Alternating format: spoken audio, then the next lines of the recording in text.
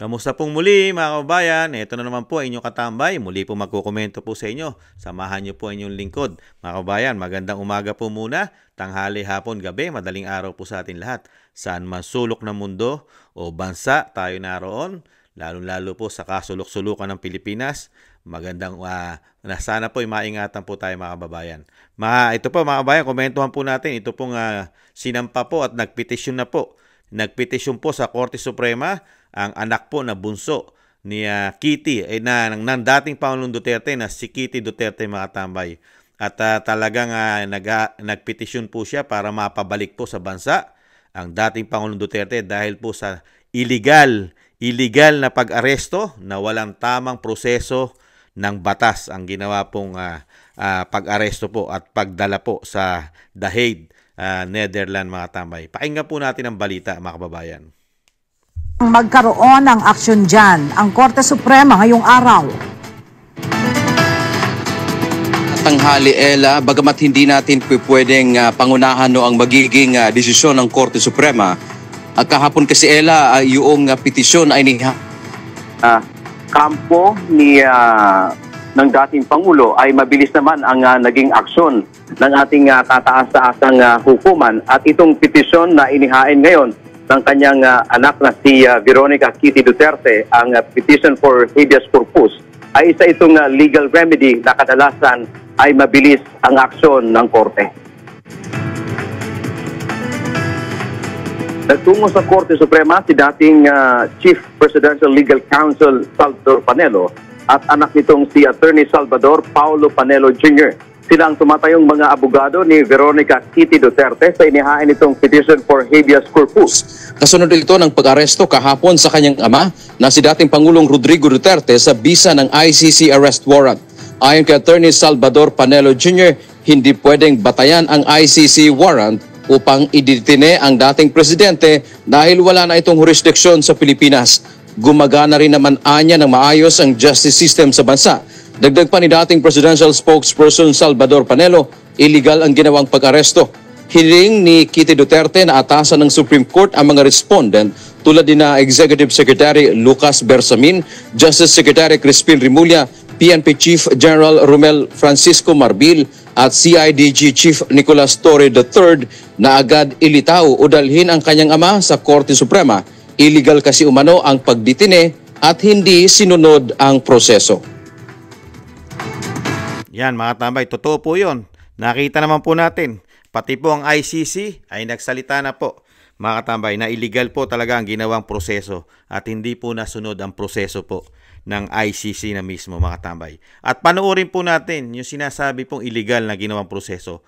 Grabe po, harassment po ang ginawa dito po sa anak po. Naharas po dahil ang ating mga kapulisan sa pangunguna po ni General Torre mga tambay ng CIGD o ng kapulisan na si General Torre ay talaga ito po.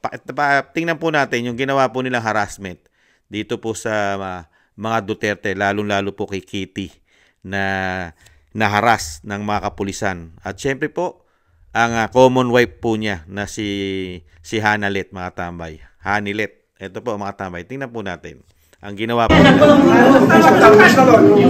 Akin na anak ko. Akin na yan. Akin na yung anak ko. Akin na yung anak ko. Akin na anak ko. Akin na yan. Akin na yung anak ko. Akin na yung anak ko. Akin na. Halika dito na. Halika dito na. Akin na yung anak ko.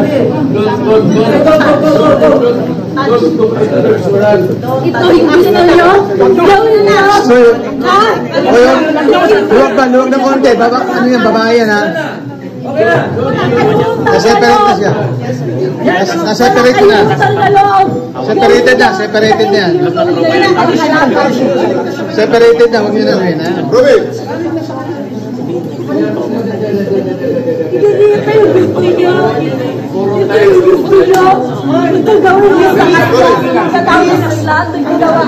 Nalalapit na, nalalapit na.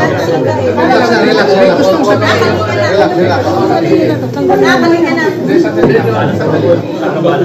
Sandali lang. Sineseparate na. Relax na, relax. Ito yung gawin niyo. Ito yung gawin niyo sa kanya. Hoy, pagsamahin niyo ina, hoy. Hoy, ano yun? Anak ko! Ibalik niyo ang anak ko! Ibalik niyo ang anak ko! Ano ba yun? Parang hindi naman kasama yun eh. Hindi pa kami niyo. Halo orders kayo, may sinabi na yun.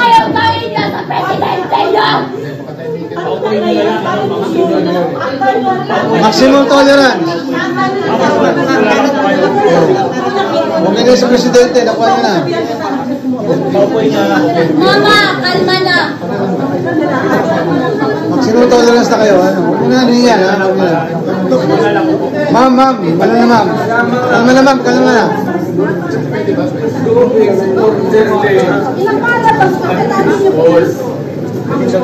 Yan mga ganun na reaction, expected video Ma'am, yan. kalma na ma'am, kalma. Kalma, wala ka nang magagawa mo. Kalma na. Dito na lang yung sinun. Huwag kayo mga sundalo kasi kayo mahuli. Pero Sandali, uy. Tama na. Isolated na si mama. Ma'am, tama na yan, ma'am. Tama na. Dami-dami yung nawakan niyo ko. Papuntahin mo, dito yung gamit ni ma'am. Nandito yung gamit ni ma'am. Mama, kalma ka na. Kalma na. Dito. Ma'am. Ako nang bala sa gamit niyo. Sige na. Tama na, ha? Wala na. Ma'am, wag na. nandiyan naman tayo sa gobyerno lahat. Kilala Hindi mo. naman sa inyo. Kayo talaga, magkakalindigan. Relax na kayo. Hindi ko na inyo masabi kung Makukuha niya si Presidente. framing ko. Nakita niyo po mga tambay kung gaano po ang harassment na ginawa po ng kapulisan sa pamilya Duterte, lalong-lalo po sa asawa po, 'di ba? Sa common wife na si Hanilet at sa anak po na si Kitty, mga tambay. Talagang pilit pong inilalayo, ibinubukod po doon sa dating Pangulong Duterte. Talagang harassment at talaga pong pinagplanuhan po nila na ang dating Pangulong Duterte ay hindi na po makarating sa korte. Talagang diniretso naman talaga nila, di ba? Diniretso na nila sa The Hague, sa Netherlands, mga tambay. Ganun po katindi. Kaya nga po, yung petition po ng anak na si Kitty, yung kanyang naranasan, kung paano po ang ginawa po ng kapulisan sa kanyang ama, sa kanyang ina, yung harassment, kung paano po ang ginawa nilang trato sa kanyang pamilya, sa dating Pangulong Duterte, matindi po. Mga kababayan, walang karespeto. Walang jurisdiction ang ICC sa ating bansa. Pero gumamit po sila ng kamay na bakal. Batas militar na po. Mga tambay, hindi po nila pinairal ang proseso ng batas. Wala po silang, yung kanila pong dala-dala na warrant of arrest ay wala pong visa na sa ating bansa dahil hindi ka na po sakop at saklaw nitong ICC dahil nga po hindi tayo miyembro niyan ng ICC. Wala na silang jurisdiction sa ating bansa. Pero sapilitan pa rin po nilang pinag-ubra dahil po inilagay po nila sa kamay nila ang batas. Batas militar po yata ang ginawa. Nakita niyo po ang pambabastos. Grabe po ang ginawang pambabastos po ng kapulisan. Kaya po hinihiling po sa pangunguna po ni Kitty Duterte na talagang panagutin at talagang ilabas at pabalikin ang dating Pangulong Duterte sa Pilipinas dahil sa ginawa nilang isang damukal na illegal ang pag-aresto, hindi pagsunod sa batas, mga kababayan. Kaya ito po, dapat pong managot dito ang sinasabi po ni Attorney Panelo. Kailangan pong managot dito at talagang kailangan po hingan ng paliwanag sa pangunguna po ng Executive Secretary Bersamin, di ba? At sino po pa? Ang PNP Chief General Marbil at siyempre po ang CIDG na si General Torre, mga tambay. Itong mga gumamit po ng kamay na bakal sa pamilya Duterte. Mahirap po ito pasinungalingan, mga kabayan. Kumalat na po itong video na ito. Ang ginawa po nilang harassment.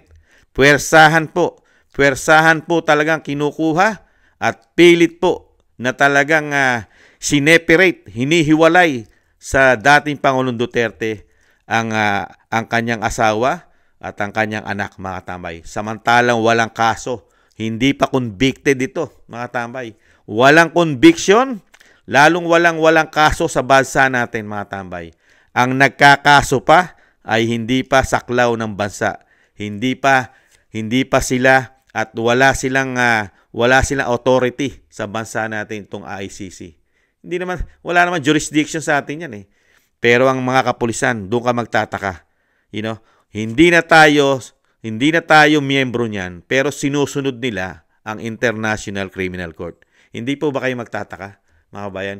Ito po bang mga kapulisan natin, ito po ba'y nagtatrabaho sa banyaga? Hindi ito nagtatrabaho sa mga Pilipino. Mas pinoprotektahan po nila mga banyaga kisa sa mga Pilipino na nagpapasweldo sa kanila at dating commander-in-chief. Mga nagpapasweldo sa kanila, nagpapalamon, nagbibigay ng mga pension pag sila nagretiro. Nagpapasweldo. Pilipino. Pero ang sinusunod nila, banyaga. Siyempre, meron din po nag-utos dyan. Dahil po yan ay pamumulitika. Demolition job po yan mga kabayan. At siyempre, ang napakalaki po kasi rito na talagang pinagtatakpan po nila yung issue po nila na sinasabi ng Vice President. Isang damukal at laganap na korupsyon, mga kababayan. Yan po ang pinagtatakpan po nila riyan. At ano pa, yung umuugong po na chismis at issue ng First Lady sa Beverly Hills, mga tambay. Yan po, pinagtatakpan din po daw yan. Yung issue sa Beverly Hills na sobra daw po at may namatay daw po kasama ng First Lady sa Beverly Hills. Namatay daw po dahil overdose daw po ang kumakalat na chismis dyan. Overdose sa droga, mga kabayan. Pinagtatakpan daw po yan. At syempre po, yung 2025 national budget, mga kababayan, pinagtatakpan po yan. Malaki pong anomalya yan, mga tambay. Pag nanakaw po yan sa pera ng bayan, kailangan po pagtakpan. At syempre po, ang SSS at GSIS at ang pagbebenta ng ginto. At syempre po, ang PhilHealth, mga tambay. At marami pang iba na andyan pa ang flood control. At isang damukal na issue pagdating po sa kaperahan. Kailangan po nilang pagtakpan. Yan po ang ginagawa nilang pantakip. Instant justice. Napakaraming paglabag. Para pong ginawa nila doon sa kingdom ni Kibuloy. Ganyan din po ginawa nila sa kingdom ni Kibuloy. Walang justice. Kamay na bakal ang ginagamit, mga tambay. Ganyan na po.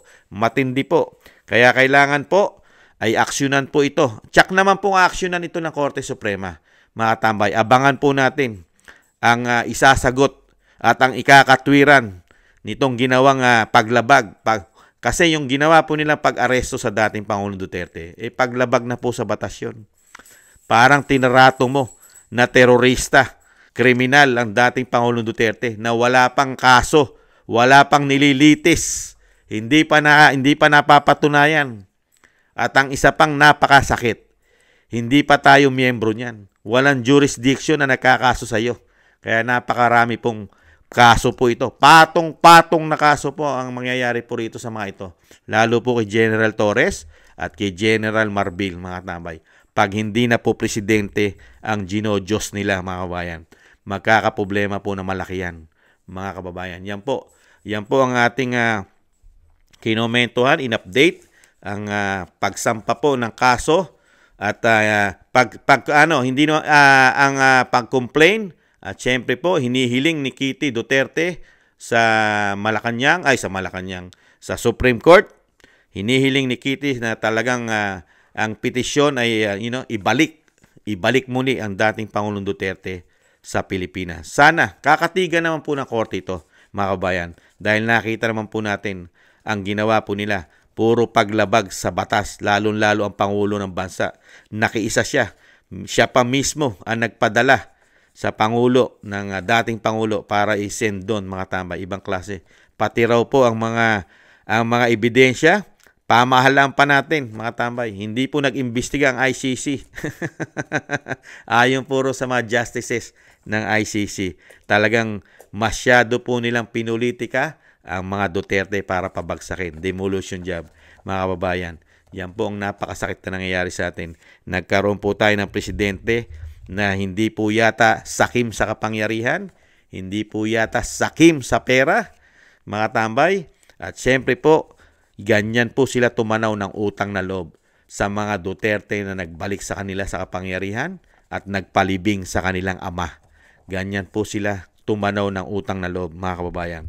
Bago po tayo magtapos, mga kababayan, shoutout po muna kay Jasmine Channel. Shoutout po, Jasmine Channel, Jake Yahut ng 4531, Gina Ray, Solid DDS ng Berlin, Germany, Kingston 123 ng Hong Kong. Maraming salamat po sa inyo, mga shoutout po. At syempre po, kila Julieta Celona ng Sydney, Australia, Ma'am Elbim Sermani ng Miami, Florida.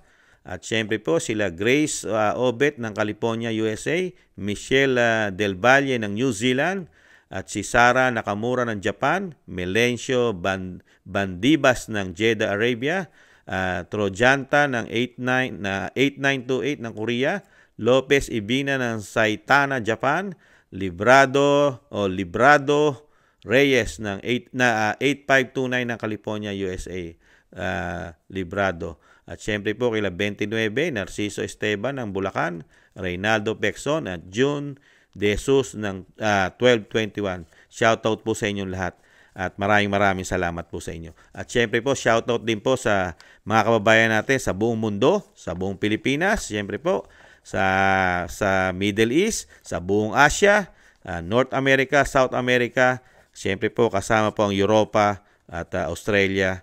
Ay mabuhay po tayong lahat. At shoutout po sa inyong lahat. Maraming salamat po, mga kabayan, sa tiwala. At syempre po, laban lang po at samahan po natin ng maraming dasal na maingatan po ang dating Pangulong Duterte at mailayo po sa kapahamakan at muli po nating makita at makasama sa bansang Pilipinas, mga kabayan. Ingatan nawa po ang ating dating Pangulong Duterte. Sama po natin sa panalangin at dasal ang kanyang na siya po'y maingatan at ang pamilya Duterte. Muli po, mga tambay, maraming salamat po. Sa muli po, paalam muna. Bye-bye. Ingatan nawa.